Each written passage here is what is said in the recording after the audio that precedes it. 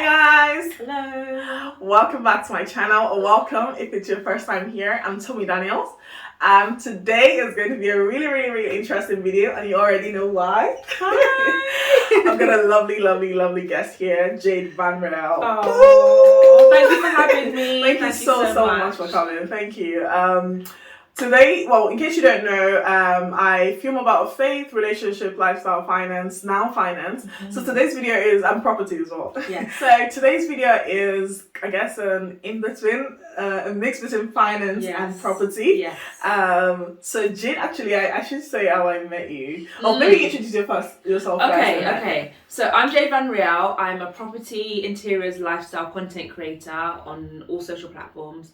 I bought a house very young. Yeah. I'm a property finder. So that's... Yeah, you probably know Jade Vanriel already, but if you don't, I'll obviously leave my details in the description below.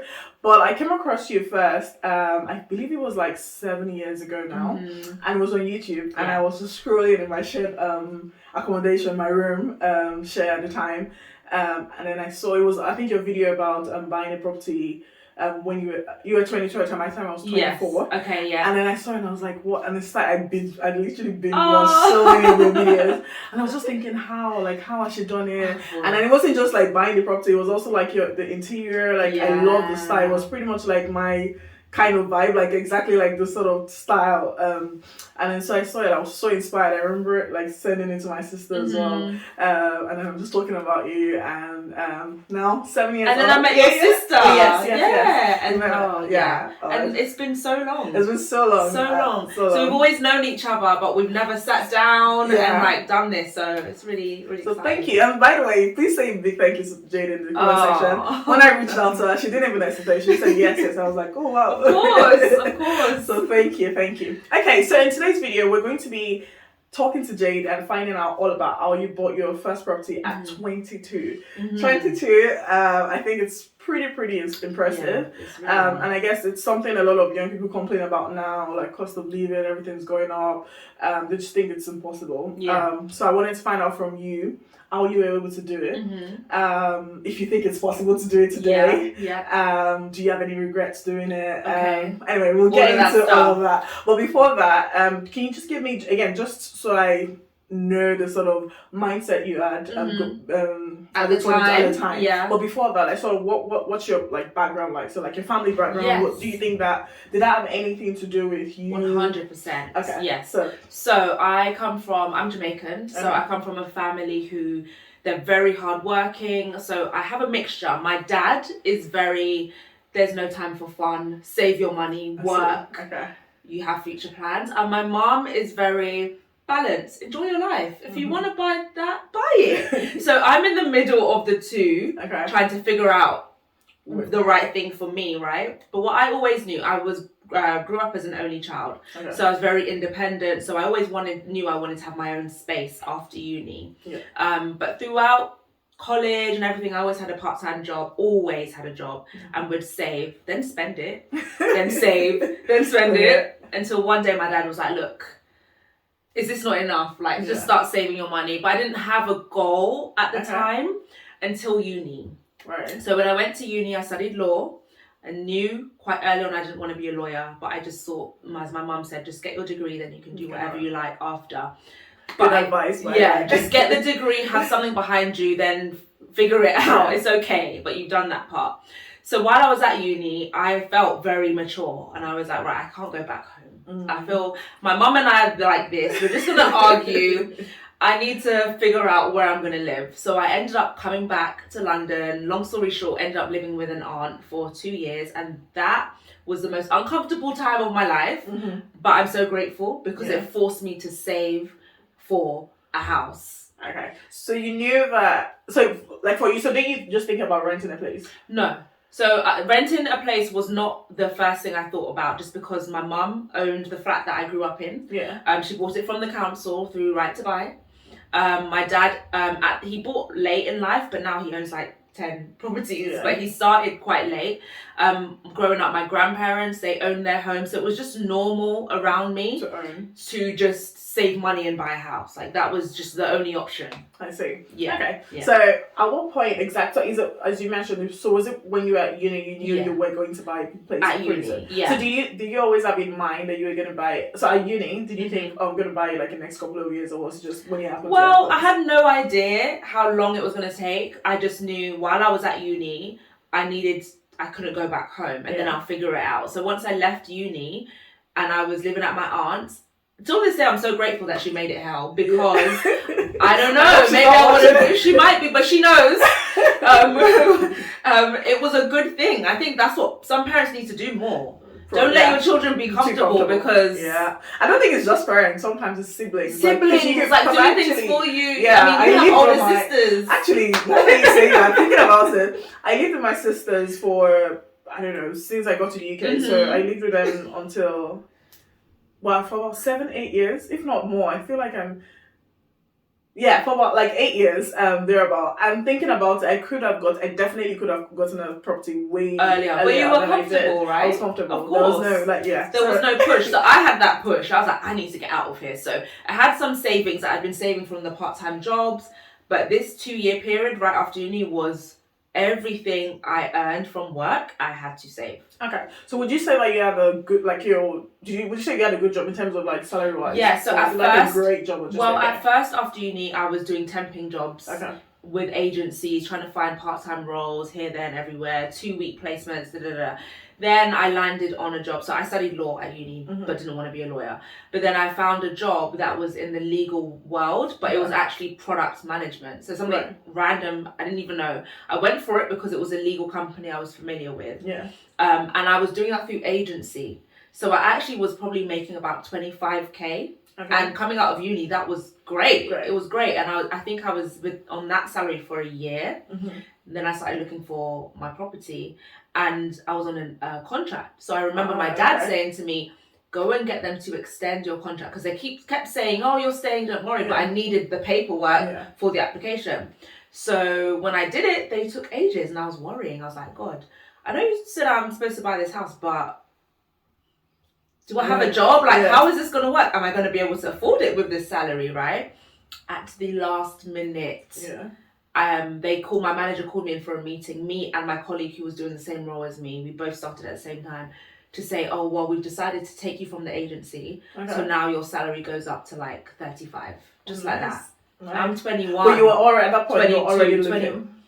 I was already looking for the property. Yeah, and I think that's a good point to mention. Like, I think sometimes we're always trying to get all our ducks in a row. Like, perfect before, it doesn't work like that. And it was similar to me as well. Like, when we bought the first property, technically, Shay had just moved. Shay's my husband, by the way. He just moved into the country. We were getting married that December. We completed and purchased in November. Okay. I kind of just went into... Well, we went into it because we knew we didn't want to rent. We didn't want to start off renting. Avoid it, because we knew that would just set us back, because then you need to try and save at the same time. Exactly. Yeah. So we didn't want to do that. And then so I knew that I was going to buy... I couldn't really... In terms of like affordability, considering he just moved into the country, so he didn't have a job. Yes. My salary was sort of have paid for it, but it would literally have been very tight. Like, it would be like just about like everything. But I was just like, let's go for it. And funny enough, so we completed in November. In December, usually every year we have salary reviews at work. Yeah. And all the increases I'd add up onto that time wasn't anything too significant.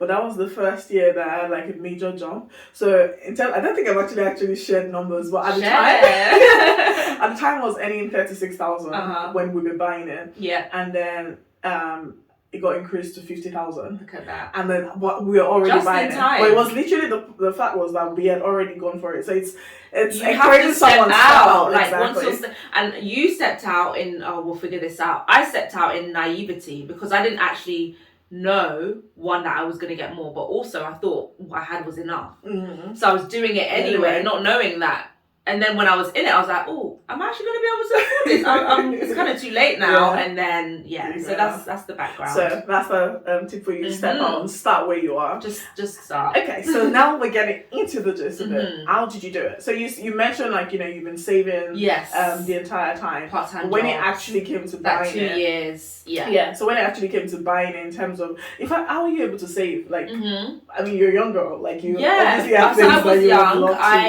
Yeah. Exactly. So there was a lot of sacrifice. So straight out of uni, like I said, finding jobs. I've never grown up spoiled. My parents just wouldn't give me what I wanted. It's just what you needed. But it was also go and work straight away. Because I knew the things that I wanted, they couldn't afford to upkeep me.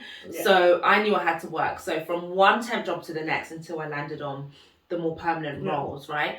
And like I said, I was staying at my aunt's house. I was actually paying her towards, at first, I wasn't paying her. And then as I got jobs and she knew that I was saving, it was, well, you need to start paying away. So I ended up, by the end of the period of 2 years, I was paying her like 400 or 450 a month. Okay. And at the time, that was quite a lot considering I was saving. So only God knows how, but we managed. I had to sacrifice. No holidays, no going out.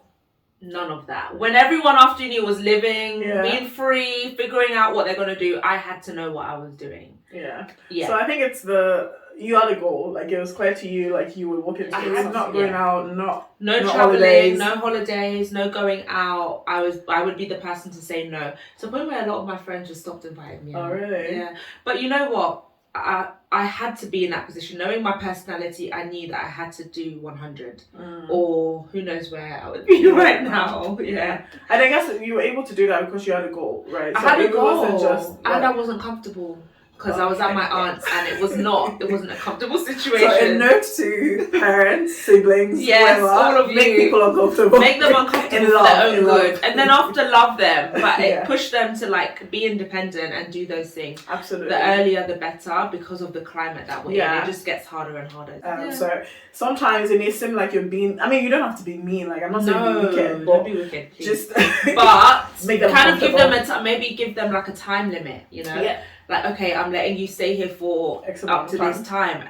But it's not a mean thing. It's the right thing to do. Exactly. And they'll thank you for it. Like, she's doing that. Absolutely. I'm so grateful. Okay. So in terms of like the actual, so now you've gotten to this point of where you're actually ready to buy. Yes. Or, you're ready to buy based on what the broker said. Even though you didn't think you were ready at the time. No, I didn't think I was ready. And I was very close to renting somewhere or getting a favour from my dad's friend. So things were really hard at my aunt's. We would bicker a lot. So I was like, look, I just need to get out of here. I didn't think I had enough saved to buy just yet. So I called my dad and I said, Dad, look, like, can you speak to your friend? He owns a lot of property. Like, has he got like a studio? I'll pay him. My dad was about to make the call and then he called me. He said, you know what, Jade? There's this new broker that a friend recommended. Let's just go and meet him this weekend and then we'll see.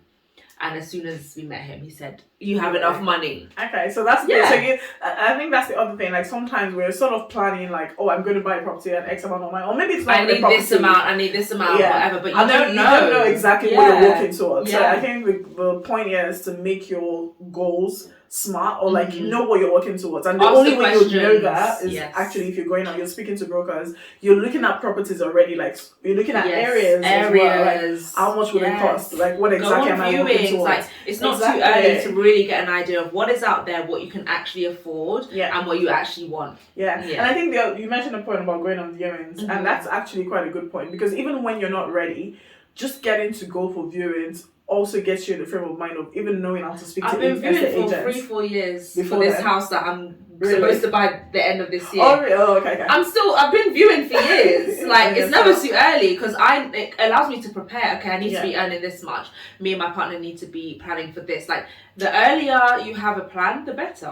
Absolutely. Okay, so now you've gotten to the point of buying the house.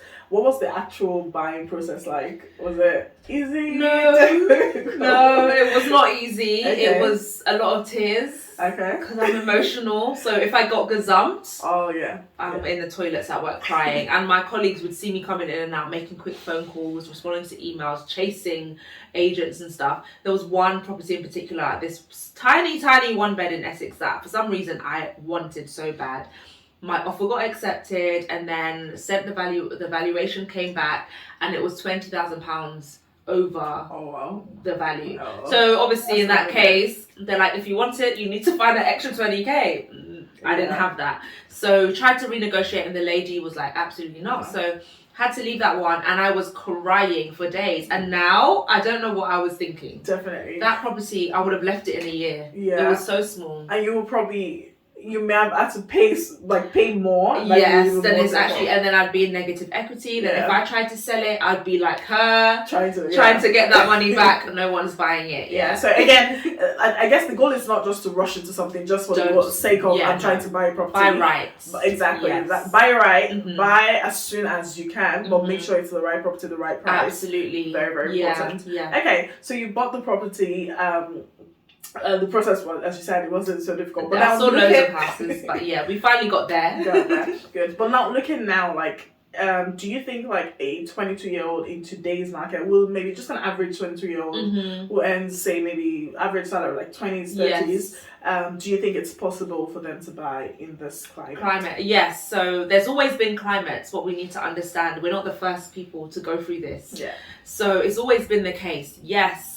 20-odd-year-olds can buy property in this climate. However, you have to be a bit more flexible. You're going to have to sacrifice things like locations that you might want to stay in. For example, I'm from London. Funny enough, I didn't actually want to buy in London. I wanted to be slightly out. One, I guess I knew what I could afford. But two, I just my attachment to London went because I went to uni in Birmingham, so I didn't feel the need to be back. But I bought in Essex, just outside. So in today's climate, you will probably have to go a little bit further out. Maybe to Bedfordshire instead of Hertfordshire, for example. But it's definitely possible. You just have to have a plan. And I think also more savings as well. Yeah. That's really important to know, because I think sometimes, because obviously we mentioned you bought your flat 7 years ago. It's easy for someone to watch and think, oh, that was so long. Oh, it's now. The same so it's absolutely possible for you to do it now. I think the first thing I would actually say is probably more of the mindset first. It's that you were talking about how you were saving from uni. You knew you didn't want to go home. I was dead. I knew. I'm not going home. And so it's just knowing that it's possible, not just possible for people, but possible for you. I think that's because you can actually think it's possible for 22-year-olds to buy, but for some reason, you're excluded. How does that make sense? It's possible for you, but you have to be dedicated to it. You can't say I want to buy a house and then it's so hard. What have you really done to get there? Are you really sacrificing? Are you really saving? Are you really looking and budgeting? And even if you mentioned something earlier on, as well, and even if you may not have people around you, for instance, you mentioned family, parents that own, but you may not have that, right? And what do you have? You have us. You have us. You have people online. YouTube channels. You have examples. You have YouTube videos. I think right now, in today, there's no. This is no excuse. I'm sorry. When I was buying, there was nobody. I was one of the first, if not the first, in the UK that was young, black, a woman talking about this at so young. There was nothing. There was no resources online for me. I had to figure it out. Now you guys are in a great position where there's so many different journeys, examples to follow.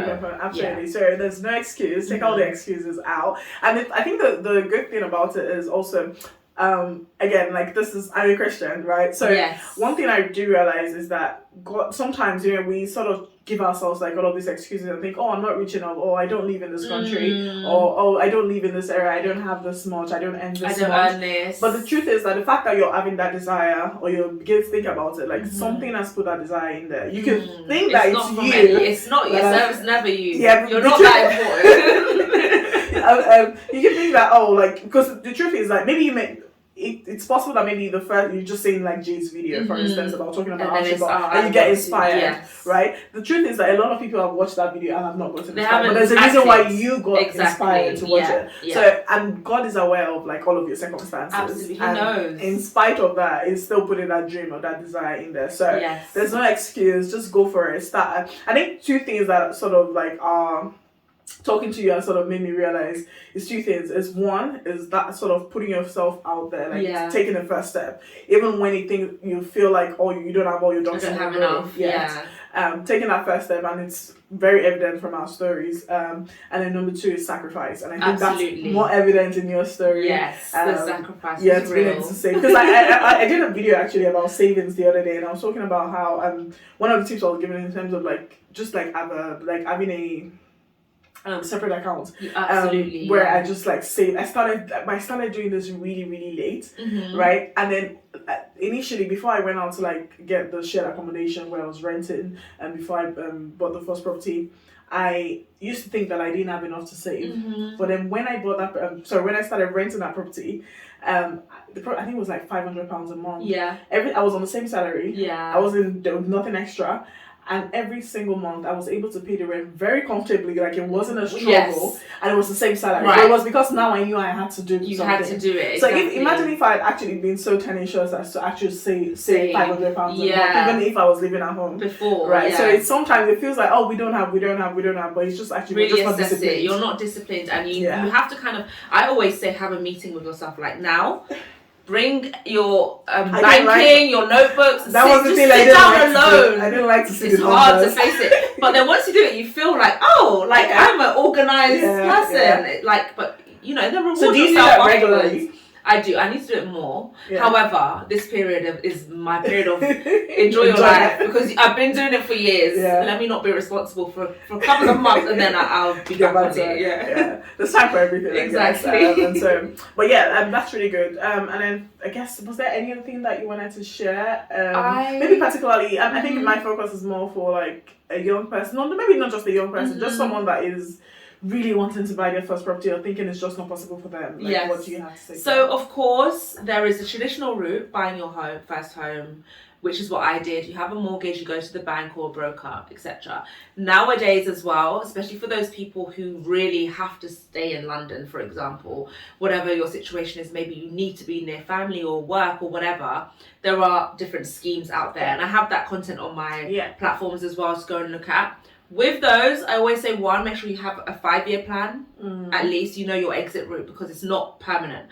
You should never view those things as permanent. It's a way to get on the ladder and then plan ahead. And then by schemes, you mean stuff like shared ownership, Help to Buy, yes, all of those different things. So ways that make it easier for you to buy.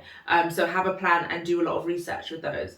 Outside of that, I would say only do those if you desperately need to. Yeah. So if you are in a position where you earn decent and you can just save. Yeah. And I think it's a discipline. It's a discipline that you probably need to have anyway. So regardless of whether you're buying now, you're buying later. Exactly. It's just a discipline to get into. And you won't regret it. Definitely. You will never regret it. And that's my next question. Do you actually, looking back, 7 years, do you sort of regret doing that at that time? Do you think that I don't regret it. Obviously, there was things I sacrificed, like I said, having fun, etc. But look, I can have fun now and I have more money. Your 30s, I've only just turned 30. But your 30s are your 20s with more money, and it's true. So in my 20s, I could have struggled to do those things, but now I can just do it and have fun. So that's the only thing I sacrificed, but I don't regret it, because now, selling my flat now 7 years later, it's made a lot of money. I can move on, buy another property, buy investments. Meanwhile, people that I was at uni with, or my friends at the time, they're saving only now to try. So I'm like a step ahead, and it's not a competition, but it just means you've set yourself up for the future. Yeah. And that's definitely very, and even in terms of the sacrifices and things you said, now it's paying off a lot now. Oh yes. We're talking earlier about now you're getting paid to travel. Yeah. So when I wasn't able to travel, I couldn't afford to travel. Now I'm being paid to travel. Now I'm being given, stay at this all-inclusive hotel for a week. Yeah. So it's God will let you have your time at the right time. Yeah. But you just be ready to put in the work. Be ready. And I think that's a lot of things. A lot of real people just kind of want it now. Without doing the work to it. It's just It's good to dream, but dream, but then act. Exactly. Thank you so much. Thank you for having me. So good. Thank you so much for coming. Please say a massive thank you to Jade in the comment section. She literally did not hesitate when I called her. So thank you. You're welcome. For coming. Please check out Jade's YouTube, Instagram, TikTok, it's all Jade Vanriel. Yes. And there's a lot of content there. You would definitely. And as she was talking about like some of the schemes, she goes into detail into some of those things. So definitely check that out. There's no excuse for you not to buy. No you have us to watch. Guys. Even if it's now, 5 years, 10 years, exactly. get prepared. And I think as you're saying that, you know, you've been you're applying to buy. I've been viewing for 3 years. We've been going on viewings for 3 years because I know eventually we're going to buy it. So let's just start preparing ourselves now. Absolutely. So thank you so much for coming. Thank you for having me. Please remember to subscribe to my channel. Leave a comment in the comment section. Tell us what you liked about the video. Yes. If you have any questions as well, please ask away in the comment section and share this video. Share and save it. Yes. Thank you so much. All right. Till I come your way again, it's Tommy Daniels. Thank you. Bye. Bye.